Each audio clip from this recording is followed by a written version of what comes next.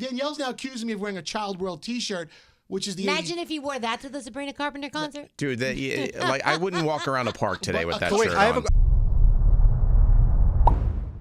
All right, it's the After Party Podcast. Woohoo! This is a party. It's just the three of us. Yeah, that's not a party. How many people does it take to call it a party? I think 3 is a party. Is that? Is it? Well, 2 is not a party. Well, 2 3's a crowd, right? 3's a crowd, I thought. 3 is a crowd, but 3 could also be a party. Yeah, I Maybe guess 4 is so. a party. I mean, I guess it depends on who's in the party, the 3 people. I mean, if they're very boring people, welcome it's not to a party. After thruple, because we're the thruple. Me, Skeery, Scotty. And that's it. Really That's it, really it. because That's okay. everyone else had a meeting to go to. It's all good. We're here. But That means we're not important. Listen, I wanted to bring up something that we talked about on our Brooklyn Boys podcast. As you know, Brooklyn Boys podcast, Skeery and Brody, we do it. And I know your son is a fan, Spencer. Yeah. And, we don't really talk about it very often, but I like to draw some topics sometimes because I like to get other people's opinions. Yeah. Remember last week on the big show here when we talked about the fact that I didn't feel comfortable going to the Sabrina Carpenter show? Yes. Well, okay, and you gave me a lot of crap, Yes. Danielle. Well, because it is kind of weird if you go by yourself at 50-something-year-old guy to the Sabrina Carpenter show. I took it to the Brooklyn Boys podcast, and there was mixed opinion. Okay. But some people were like, yeah, it just doesn't look good. Well, I'll tell you, if you wore the shirt that you have on today to the Sabrina Carpenter show, it would be even worse. Hold on. This shirt, it says Child World. Yeah. Okay?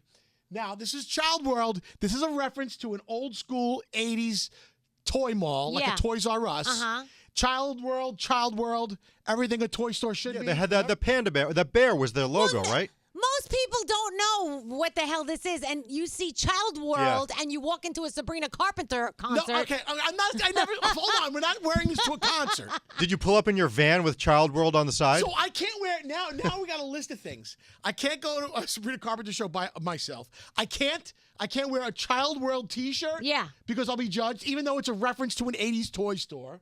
Yeah. Wait, there's more. What about, and here comes Garrett. Garrett's, Garrett. Oh, hold on. So we were told to do a podcast. Everybody left us. So what the hell? I know, but it's Nate, okay. Nate's just like hanging out in the hallway. Is he really? He's just sitting there having a conversation. Big meeting. Is he really? Oh, big meeting. Yeah. All right. Who was he talking to? Well, I didn't go down the hallway to turn the corner, so he was just standing by the bathroom, just like talking to somebody. Well, that's nice to know. Well, anyway, so I can't go to the Sabrina concert show because I'm a middle-aged man, right? Great. I can't. Danielle's now accusing me of wearing a Child World T-shirt, which is the. Imagine if you wore that to the Sabrina Carpenter concert. Dude, like I wouldn't walk around a park today with that shirt on. I have a question about the Sabrina show, though. I mean, you wouldn't go by yourself. You won't even go out for dinner by yourself. So no, you're not. We were talking about going by myself. You would never. So there's the line. You wouldn't go to dinner or a movie by yourself. I can't even be seen there by myself. And then, hold on. Now, my building had a Halloween party last week. And it was basically all the families with the kids in the costumes. If I showed up to that as a tenant of the apartment building by myself, is that creepy? Yes. See? Well, but listen to it. It's mostly for families. So unless you're going to go trick-or-treating as an adult, which is another whole creepy thing of adults that decide to go trick-or-treating without their kids and get candy, it kind of, like, you understand that though, right? I get it. Yeah, no, that's why I didn't take part in that activity. I didn't take part in the concert. Now, but wait, there's another one. So one of our we did this on the Brooklyn Boys, and one of our slices, she said, "Hey, Skeery, I did a solo trip. I'm a female. I did a solo trip by myself. I went to Walt Disney World, and I walked in, and we hung out. We went on the rides, and I met some fun families. I even held the little girl's hand by the end of the trip." Wait, who said this? One of the listeners of the Brooklyn Boys. Okay. So right there, I stopped it, and I said, "Look at this." I said, that is a double standard because she can get away with that because she's a woman. Yes. Now imagine me going to Disney World by myself, riding all the rides.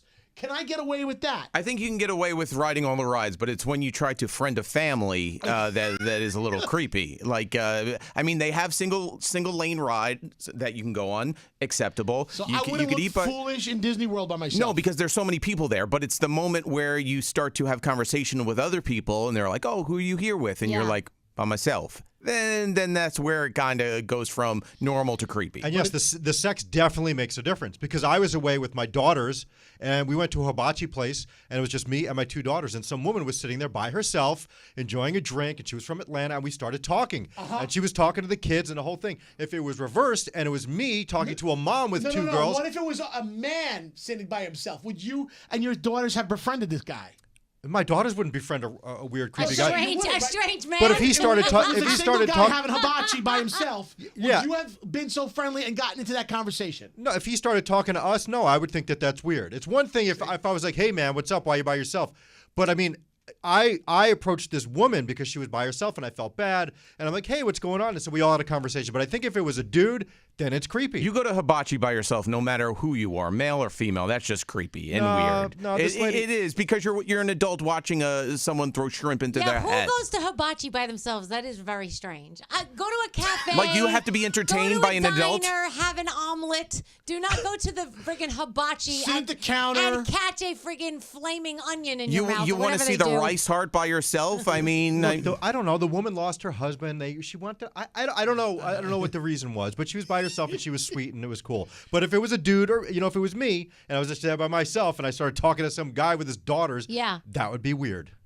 Yeah. All right. Okay. All right. And speaking of, you were talking about Halloween and creepy whatever. So this happens to me every freaking year. So my daughter, Cooper, still likes to go trick-or-treating, but she meets up with her friends or whatever. So I wind up walking over to my parents' house with her in whatever costume that she and I are in. Yeah. But she always deserts me. So like this year, I left my parents' house, which is like 4 blocks away from my house, and it was just me dressed in a weird sweater pushing a shopping cart.